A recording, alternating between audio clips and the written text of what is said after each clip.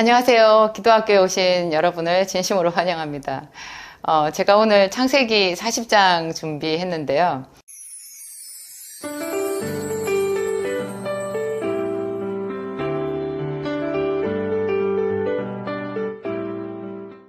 창세기 40장은 이제 요셉이 감옥에 있었던 그 사건을 이야기하고 있거든요.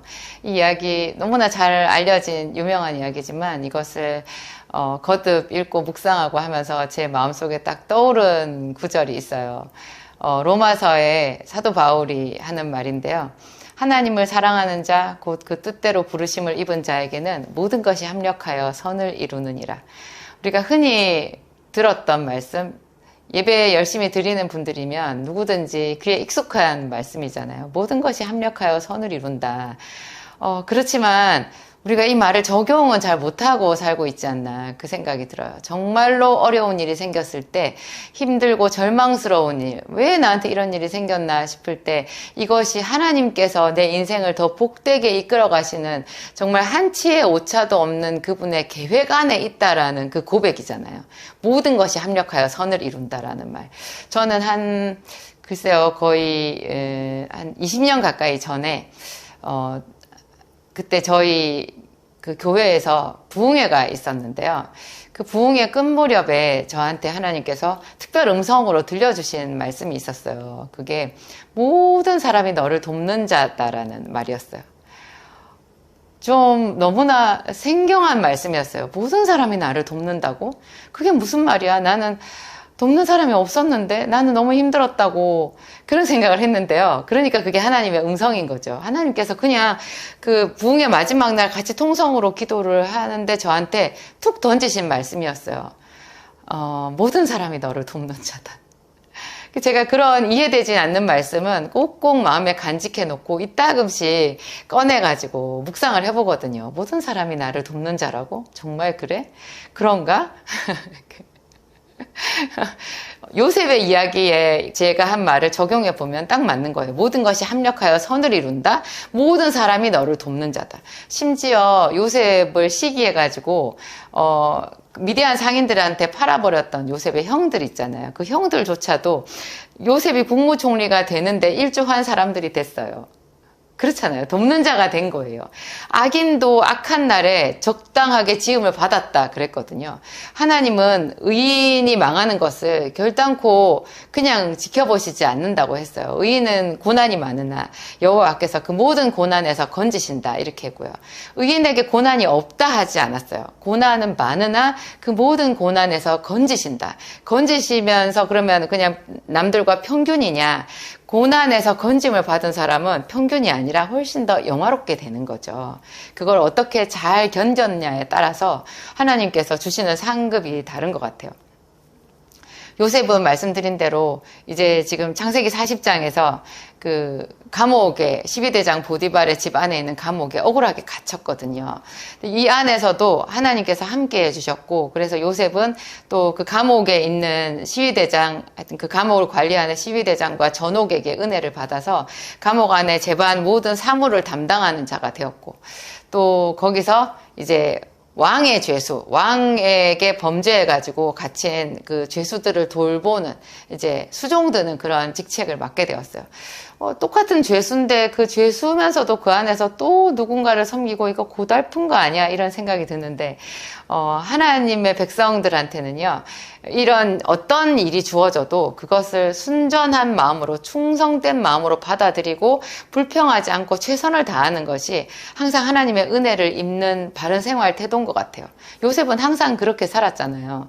종으로 팔렸는데 거기서 곧바로 종된 자기의 신분을 받아들이고 종으로서 최선을 다해서 하나님께 기도하면서 인정받은 거잖아요. 그러니까 그 12대장 보디발이 종으로 팔려온 소년 중에 한 사람이었지만 요셉이 범상치 않다라는 것을 알아보았고 그래서 점점 더 요셉을 인정해 주었고 그래서 요셉이 나중에 가정 총무까지 되게 되었고 비록 요셉이 자기 아내를 겁탈했다라는 그런 거를 생각했지만 요셉을 죽이지도 않았고 그죠?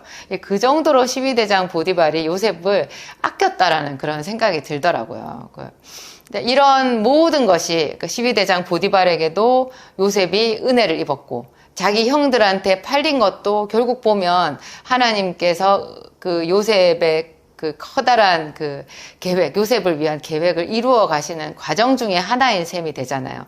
그러니까 요셉의 형들도 요셉을 세워주는데 일조한 자, 돕는 자가 된 거고, 심지어는 보디발의 아내의 그 악역도 요셉을 국무총리로 만드는데 선하게 하나님께서 작용하도록 그렇게 뒤를 봐주신 거잖아요.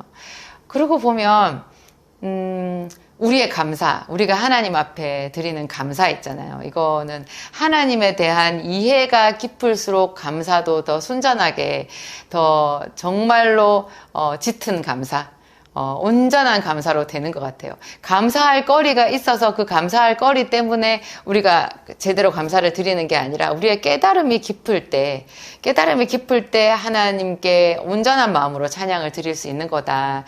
그런 생각이 들어요. 요셉이 거기서 이제 그 왕의 두 죄수의 얼굴을 살폈잖아요. 이 부분도 보면 요셉이 그 안에서 사람들을 섬길 때, 외식으로, 겉으로 그냥 남들 보기에만 할 만큼 그렇게 거칠애로 하지 않았다라는 걸 알 수 있어요. 사람을 섬길 때 제일 최상의 섬김이 마음을 살피는 거거든요. 요셉이 훨씬 나이도 어린데 자기가 더 억울한데 이 왕의 죄수들의 얼굴빛을 살핀 거예요. 그래서 어떻게 당신들의 얼굴이 그렇게 어둡냐 질문을 했고, 그 왕의 죄수들이 요셉에게 꿈을 해석하지 못해서 그렇다, 우리가 꿈을 꿨는데 해석을 못한다 그랬을 때 그 꿈의 해석은 하나님께 있지 아니하나이까, 이런 대답을 한 것도요 참 놀라운 거예요. 요셉이 자기 인생이 해석이 안 되는 지점에 있었잖아요. 지금 거듭 점점 더 억울한 상황 속에 있는데 요셉은 그 해석이 하나님 안에 있다라고 굳세게 믿고 긍정 마인드를 가졌던 것 같아요. 그러니까 입에서 툭 나오는 말이 그 해석은 하나님께 있지 아니하나이까. 나중에 바로 왕 앞에 가서도 하나님이 바로에게 선한 대답을 하시리이다, 이렇게 말하잖아요. 이게 삶에 자기 속에 가득한 그 생각이 입으로 나온다고 예수님께서 그렇게 말했거든요. 사람이 마음에 가득한 것을 입으로 말한다고. 요셉의 마음속에는 하나님에 대한 신앙 고백, 긍정적인 신앙 고백, 믿음이 꽉 차 있었던 거예요. 그러니까 성령 충만한 자였고 하나님께서 함께 해주심이 분명했고 하나님께서 점점 더 요셉을 사랑하실 수밖에 없었다라는 거죠. 그래서 이제 그 술 맡은 관원장의 꿈을 듣자마자 요셉은 바로 해석하잖아요. 당신은 3일 뒤에 복직이 될 거다. 3일 뒤에 당신이 복직이 될 때 나를 생각해 달라. 물론 이 말대로 되진 않았었어요. 술 맡은 관원장은 복직이 되었는데 요셉이 해석해준 그대로 응해서 복직이 되었지만 요셉을 잊어버렸거든요. 근데 그것조차도 하나님의 계획이 있었던 거예요. 우리도 내가 어떤 사람한테 선을 베풀고 나서 바로 이렇게 거기에 좋은 결과가 있기를, 바로 나에게 돌아오는 어떤 보상이 있기를 기대할 때가 많이 있어요. 그게 되지 않았을 때 사람이 말이야 은혜도 모르고 뭐 그래 뭐 이런 생각을 할 수 있잖아요. 그런데 정말 믿음의 사람들은 그런 면에 있어서도 묵묵해야 된다는 거죠. 묵묵히. 무려 2년이 더 지난 다음에 그 술 맡은 관원장이 가장 더 결정적인 시기에 모든 것이 무르익었을 때 하나님의 때에 요셉을 생각해내잖아요. 그러니까 이건 하나님의 시나리오 안에 있는 것이고 그 술 맡은 관원장의 뜻이 아니었던 거죠. 그 사람이 나쁜 사람이어서 요셉을 잊어버렸던 게 아니었던 거죠. 우리가 이것조차도 우리의 삶에 적용해 보면 내가 원망할 만한 사람은 아무도 없지 않나? 그 생각이 들어요. 이렇게까지 억울한 일도 하나님께서 나에게 어떻게 나중에 갚아주실까를 기대하는 마음이 생기게 되겠죠. 맞아요. 그래서 모든 사람이 나를 돕는 자다. 이 부분에 있어서 더 깊은 하나님에 대한 묵상이 그냥 절로 되는 것 같아요.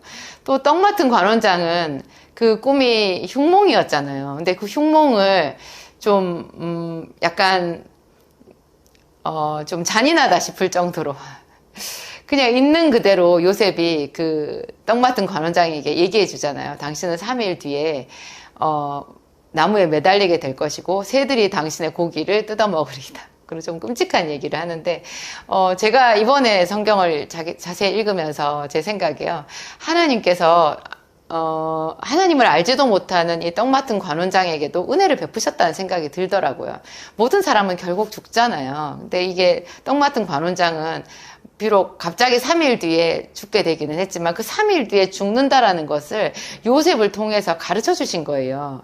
그래서 그 3일 동안 정말 자기의 인생을 돌아보고 마지막을 대비할 수 있도록, 그죠? 하나님께 기도를 하든지 감사를 하든지 회개를 하든지 뭐라도 해볼 수 있게끔 3일간의 기회를 주셨다라는 그런 식으로도 제가 해석이 되더라고요. 하여튼 요셉은 그로부터 2년이나 더 지난 뒤에 이제 정말로 모든 것이 무르익어서 바로 왕이 하나님이 주시는 꿈을 꾸고 뭐 그런 일련의 과정을 거칠 때까지 깊이 몇 년인지 알 수 없게 이 술 맡은 관원장, 떡 맡은 관원장의 꿈을 해석해 준 때로부터 2년 뒤였으니까요. 총 감옥에 있었던 기간은 우리가 명확하게 알 수가 없어요. 그 긴 시간 동안 요셉은 감옥 안에서 묵묵히 그 시간을 견뎌내면서 하나님께서 자기의 인생의 해석을 분명하게 해주실 것을, 완성시켜 주실 것을 믿고 바라고 기다렸다는 것이죠. 저도 제가 작년에 암 선고를 받지 않았더라면 내가 그 고통에 수술을 하고 한쪽 가슴을 잃고, 그리고 비록 한 번밖에 받지 않았지만 지금도 아직까지 남아있는 이 후유증, 이 항암의 후유증의 그 고통의 시간이 나에게 없었더라면, 그런 시간이 없었더라면 지금 내가 누리는 이 깊은 깨달음과 지금 제 주변, 제 개인적인 일이니까 일일이 말씀은 못 드려도, 제 삶에 있는 이 놀라운 축복의, 이게, 그 축복이 릴레이식으로 지금 저한테 막 오고 있거든요. 이런 일들이 나한테 올 수 있었을까? 나에게 이만큼 기도의 문이 열릴 수 있었을까? 그러면, 내가 작년에 그 암 선고를 받고 수술하고 항암을 한 것도 그 죽음의 골짜기, 아직도 몰라요. 제가 다 나았는지 안 나았는지 알 수 없으니까, 명확하지 않은 상황이지만, 인생에 명확한 게 어디 있겠어요? 어디 있겠어요? 그냥 우리는 하나님을 믿으면서 사는 것 아니겠어요? 내 생명은 하나님께 속해 있으니까. 이런 그 큰, 어두움을 경험했기 때문에 내가 보상으로 받는 그 이후에 따라오는 이런 모든 일들에 대해서 제가, 하나님께 정말 더 감사하는 마음이 드는 거죠. 그래서 담대하게 여러분들한테 말할 수 있어요. 여러분 주변에 있는 모든 사람, 지금 악역을 하고 있는 그 사람조차도 여러분을 훈련하는 사람이고, 그것을 딛고 일어서서 더 담대하게 선포하고 믿음으로 선포하고 기도하고 영적인 전쟁을 수행하면 모든 것이 보석으로 바뀔 수 있다고, 합력해서 선을 이룰 수 있다고, 그렇게 제가 여러분들한테 말씀드릴 수 있을 것 같아요. 하나님의 솜씨, 하나님께서 얼마나 실수가 없으신가, 우리의 삶에 버려진 부분까지 완벽하게 사용하셔서 그걸로 아름다운 우리의 모습, 신의 성품에 참여하는 우리의 모습을 만들어가는가, 그런 생각을 하면 극진한 찬양이 나오는 거죠. 찬양이 나오면서 우리 마음의 모든 슬픔과 억울함이 다 떠내려가는 것 같아요. 오늘 그런 마음으로 제가 창세기 40장을 묵상해 보았습니다. 기도하겠습니다. 하나님 아버지, 참으로 감사합니다. 요셉이 겪었던 아픔이 얼마나 깊은지, 그가 겪었던 절망의 시간이 얼마나 컸는지 미처 알지 못했습니다. 하나님, 내 아픔이 훨씬 더 컸고, 그래서 하나님은 어디 계신지, 내가 지금 제대로 가고 있는지 분간하지 못하고 살았을 때가 참으로 많았습니다. 하나님, 우리의 눈물을 당신의 병에 담으신 줄을 아나이다. 오늘 요셉 공부를 하면서 지금도 내 인생에 쉼없이 일하시는 하나님을 발견합니다. 하나님 감사합니다. 예수 그리스도의 고난에 동참하게 하신 하나님께 감사합니다. 누구든지 나를 따라오려거든 자기를 부인하고 자기 십자가를 지고 나를 쫓을 것이니라.